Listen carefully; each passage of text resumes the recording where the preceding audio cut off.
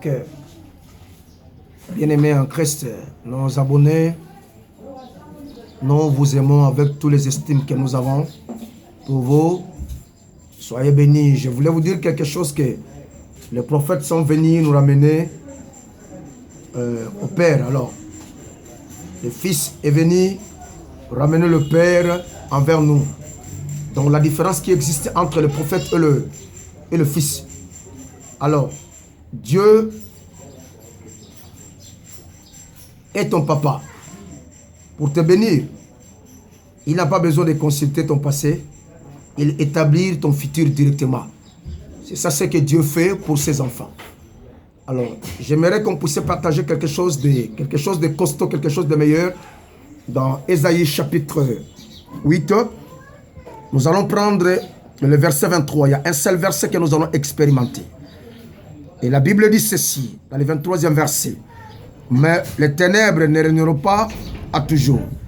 Si ce pays envahi par l'angoisse, si dans le temps passé, Dieu a couvert d'eau propre tout le pays des Zabylon et le pays de Naphtali, dans le temps à venir, il couvrira de gloire la route de la mer au-delà des Jourdains, les districts de populations étrangères. Ça, c'est la parole du Seigneur. Alors, le thème est intitulé « Des ténèbres à la lumière ». Des ténèbres à la lumière. Donc, je m'en vais vous dire, nos abonnés, je vous aime tellement beaucoup. Voilà, il y a la nourriture consistante que le Seigneur a préparée pour vous ce matin. Et nous allons nous rendre tous sur une même table et nous allons manger ce que le Seigneur a voulu que nous puissions partager ce matin. Donc, des ténèbres à la lumière. Mais, les ténèbres ne régneront pas. Donc, quelque part, l'auteur est en train de reconnaître que, avant que la lumière apparaisse, il y a eu le temps que le ténèbre a régné. Et quand vous voyez le mot ténèbres dans la Bible, et ça voulait simplement signifier de problèmes, de difficultés, et de montagnes, des obstacles, donc de crocs à jambes, de marquer le pas sur place. Donc, c'est ça qui symbolise le ténèbre. Donc, les choses ne marchent pas. Donc, tu vis dans une vie de stagnant. Une vie qui ne te permet pas d'aller et d'atteindre votre destination. Donc, les ténèbres, ça pourrait facilement symboliser la maladie et l'oppression, l'attaque, la dépression satanique, démoniaque et diabolique. Aujourd'hui, nous allons partager. Alors, mais les ténèbres ne régneront pas. Donc, Dieu, il était en train de parler au travers un homme qui a établi comme prophète, le prophète Ésaïe. Alors, Dieu a dit dans Jérémie chapitre 29, le verset 11, il a dit ceci, car je connais le projet. Quand vous voyez le mot car, ça c'est la conclusion. Dieu a conclu de lui-même qu'il ne peut jamais en aucun cas abandonner ses enfants. Vous savez, Dieu, avant d'être créateur, il te père. Donc, il nous engendrait au travers son fils sur la croix. Donc, retiens ça, et bien aimé. Alors, quand Dieu, il a envoyé son fils Christ, quand Christ, il est venu dans ce monde, il est venu au nom de son Père, au nom de Dieu. Maintenant, quand il est mort, il est revenu à la vie, il a fait son ascension au Père, il est monté maintenant à ton nom et à mon nom.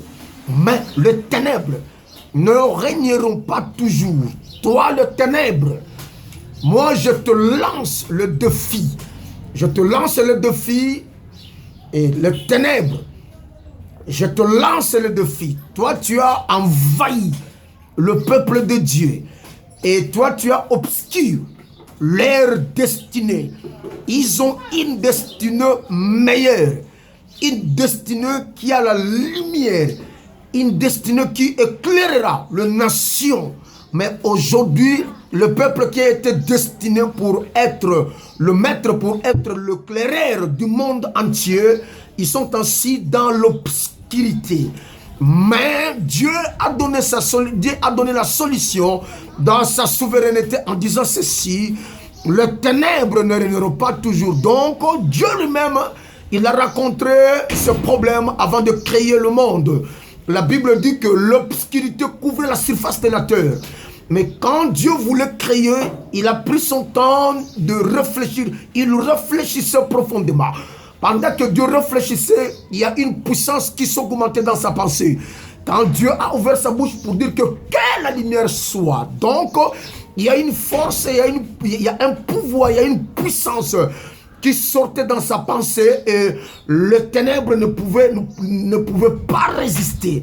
Voilà la raison pour laquelle quand Dieu a dit dans Genèse que la lumière soit, la Bible dit que la lumière fit. Donc le ténèbre a disparu. Le ténèbre, ça peut être une maladie. Ça peut être le chômage. Ça peut être le célibat. Ça peut être la stérilité, ça peut être l'impuissance, ça peut être une situation quelqu'un qui te complique. Ce matin, écoute le son de ma voix. L'ère de la lumière est arrivée. Lorsque la lumière apparaît, c'est les ténèbres qui disparaissent. Et les ténèbres disparaîtront dans ta vie. Je le déclare ce matin, peu importe, my God, peu importe sa résistance, peu importe sa ténacité, peu importe son origine, peu importe les années que les ténèbres ont fait dans ta vie. Mais c'est l'ère donc le ténèbre était dans la transition.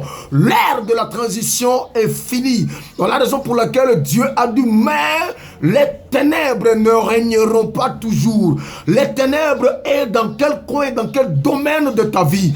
Dieu a dit, bien-aimé, je souhaite que tu prospères. Oh my God, la prospérité, le succès, la réussite, c'est un souhait de Dieu pour toi. Bien-aimé, qui t'a dit que toi tu quitteras ce monde inaperçu? Qui t'a dit que toi tu ne réussiras pas? Qui t'a dit que toi tu ne seras pas éclairé? Il a dit dans Ésaïe chapitre 60, le verset 1er, lève-toi, sois éclairé, car ta lumière arrive. Je m'avais proclamé que ta lumière arrivera aujourd'hui. Et cette lumière-là entrera dans tous les domaines